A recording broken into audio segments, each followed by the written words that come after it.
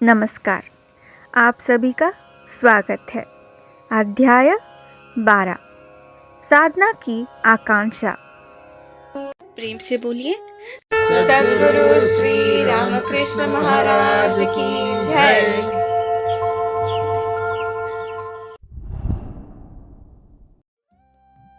सन 1964 के आसपास श्री रामकृष्ण बम्बई नगर में नौकरी कर रहे थे। अवकाश के एक दिन मद्रास मेल रेल से कुरुडवाड़ा पहुंचे और सुबह नंदेश्वर पहुंचे। उस समय श्री बालकृष्ण महाराज ध्यान में बैठे थे। दर्शन के इच्छा से आए रामकृष्ण को महाराज ने आधे घंटे के ध्यान के बाद देखा। महाराज ने कहा, कोई सप्ताह या कार्यक्रम भी नहीं है, अब क्यों आए हो? परंतु दर्शन की अभिलाषा से आए श्री रामकृष्ण चुपचाप खड़े रहे। थोड़ी देर बाद महाराज ने उन्हें भागवत पढ़ने को कहा। श्री रामकृष्ण भागवत निरंतर पढ़ने लगे। 1 घंटा हो गया। नींद का झोंका आने जैसा हुआ और उन्होंने कुछ क्षण आंखें बंद कर ली। कारण ये था कि रात को रिजर्वेशन ना मिलने से रेल में खड़े होकर यात्रा की थी, इसलिए नींद नहीं हुई थी। तब महाराज बोले, तुम एक दिन भी नींद रोक नहीं पाए। इंद्रियां यदि तुम्हारे वश में नहीं है तो कुछ भी साधना संभव नहीं है। पहले जब राम वनवास को गए थे, लक्ष्मण ने 14 वर्ष तक नींद नहीं की। उस समय इतना प्रेम दिखाने वाले लक्ष्मण को भगवान का सानिध्य प्राप्त था, परंतु ब्रह्मचारी होने के नाते तुम्हें केवल नींद रोकनी ही नहीं बल्कि सूर्य को भी रोकने की सामर्थ्य होना चाहिए। साधना का महत्व बहुत बड़ा है। उसके अनुरूप शरीर में परमार्थ को उतारना चाहिए, ऐसा गंभीरता से कहा। ये वाणी सुनकर भक्त सभी श्री रामकृष्ण के साथ भयभीत हो गए।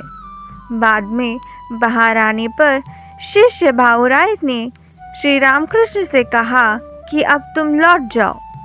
परिस्थिति को समझते हुए श्री रामकृष्ण ने अपना सामान बैग में रखा और जाने की तैयारी से महाराज के पास आज्ञा लेने पहुंचे। तब बालकृष्ण महाराज शांतचित्त से बोले, क्यों? मैंने जो कहा वो मन को लगा क्या? क्योंकि शिष्य की प्रगति ही गुरु का लक्ष्य होता है, उसी के लिए चेताया है और कुछ नहीं। इसे मन पर मत लो, साधना की ओर ध्यान दो।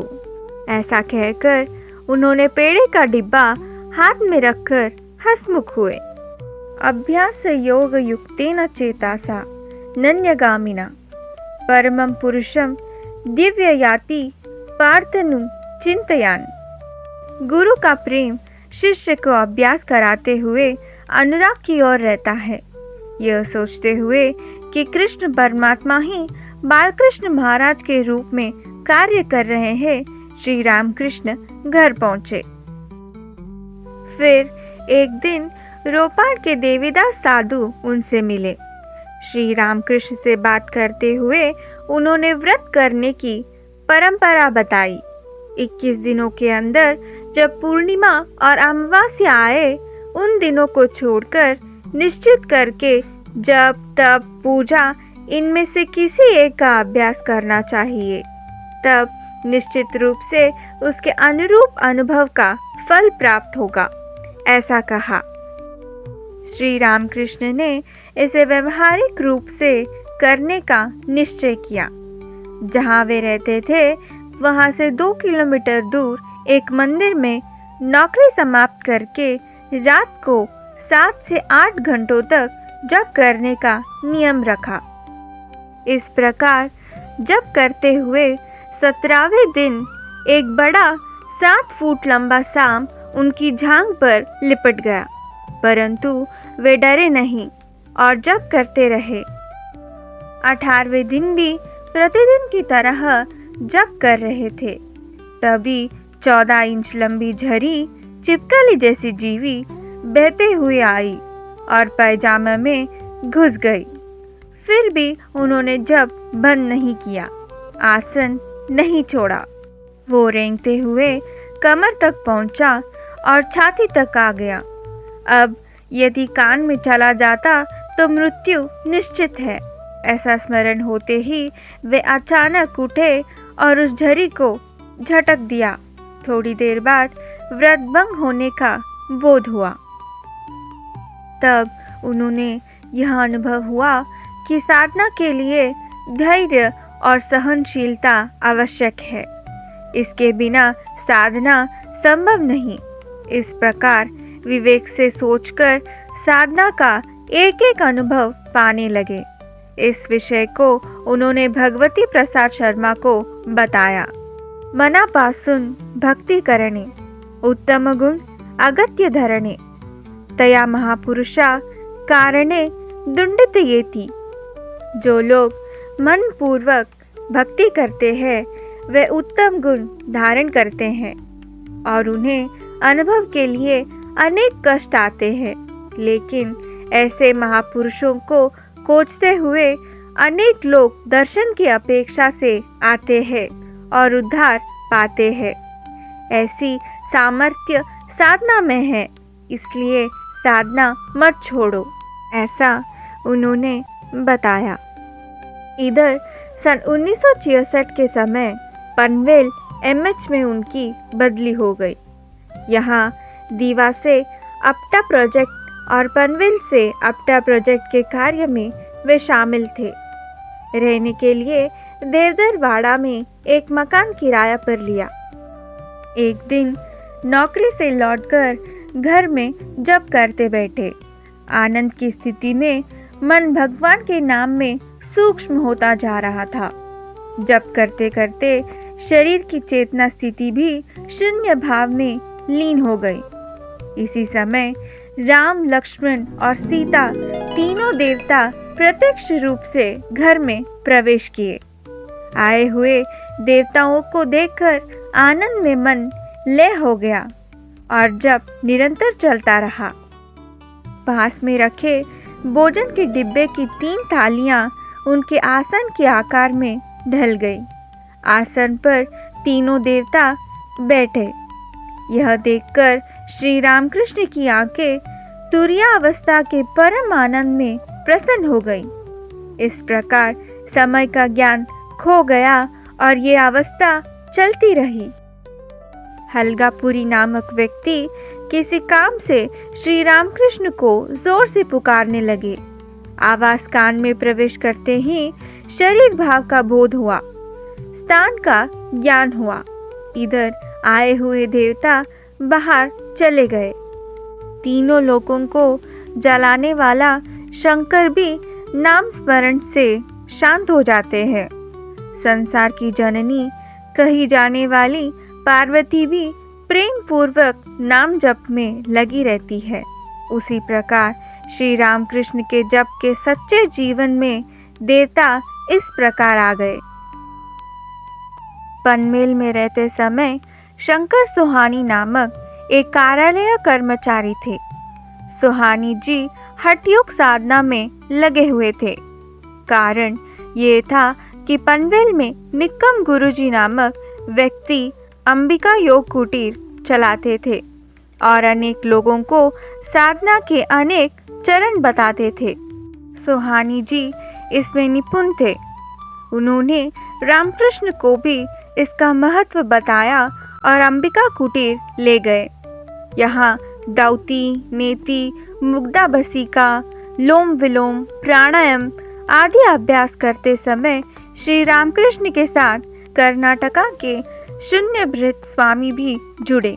अनेक युक्तियाँ, जीवन जीने की अनेक विद्या उनके हाथ लगी।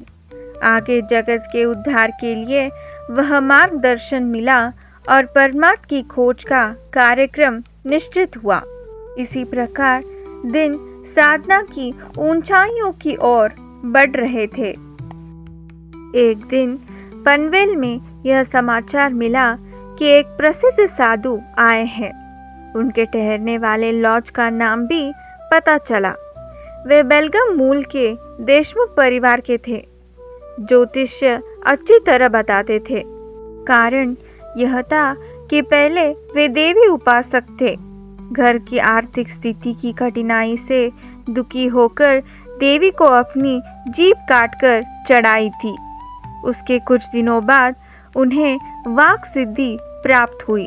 इस कारण वे एक प्रश्न का उत्तर देने के लिए 2 रुपये 50 पैसे और पूरा भविष्य के लिए 25 रुपये लेते थे।